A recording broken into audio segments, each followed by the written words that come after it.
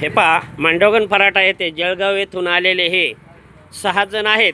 त्यापैकी 3 जण आपल्याला निदर्शनास आलेले आहेत. त्यांचा हा मारुती व्हॅनचा हा गाडी क्रमांक आहे.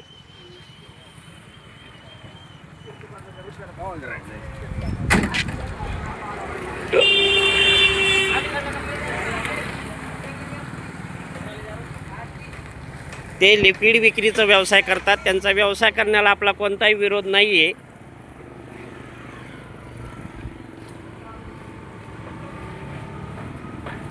सांग बाळाचं नाव.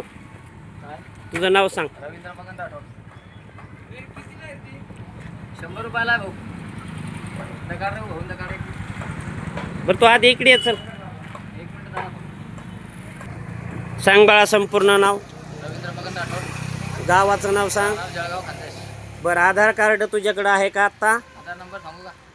कार्ड सांग, आहे का सोबत? नाही, सोबत नाही. हा, मग आम्ही जे नियमाने विचारतो ते सांग. सोबत आधार कार्ड असावं असं तुला माहिती नाही का?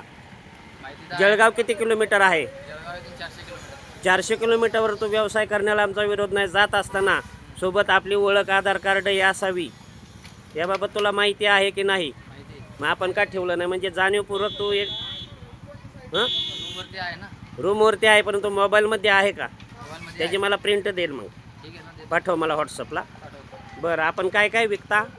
लिक्विड आहे आमच्याकडे, कंबो पॅक फक्त. म्हणजे आपला महिलांशी, वृद्ध महिलांशी घरोघरी संपर्क येतो. हो. बरं, सध्या आमच्या भागामध्ये मांडवगण फराटामध्ये चोरीच्या घटना घडलेल्या आहेत. आरोपी काही सापडत नाहीत. त्यामुळे आमचा संशय हा असा आहे की व्यवसायानिमित्त लोक टेहळणी करतात, पाहणी करतात आणि नंतर मात्र दुसरे उद्योग करून जातात ओळखीचे. त्यानिमित्ताने आमचा हा उपक्रम सुरू आहे की गावामध्ये अनोळखी व्यक्ती आलेली असेल त्याची माहिती घेणे. परंतु बाळा, तू बहुत लय हुशार आहेस रे. तू आडवा चलतो, तुला कायद्याचा काय अजून झटका बसलेला दिसत नाही आहे. त्याच्यामुळे तू एवढा शहाणपणा बाहेरगावी करत जाऊ नकोस. एखाद्या दिवशी अंगलट आलं ना, माझी आठवण येईन बाळा तुला, माझी. तुझा हे वकीलसुद्धा नाही काय करू शकत. संशयित एखाद्या चांगल्या गुन्ह्यात कुठलाही पोलीस अधिकारी तुला संशयित, याला नो चॅलेंज असं संशयितला. तो म्हणतो बिंदात चाला पोलीस स्टेशनला. असं नसतं. एखाद्याने माहिती विचारली तुला, तुला कुणी खंडणी नाही मागितली, किट फुकट नाही मागितलं. आम्ही बोलतोय तुझा विषय दुसरीकडं. हां, ए बाळा चल, दुसरा कुठे आहे?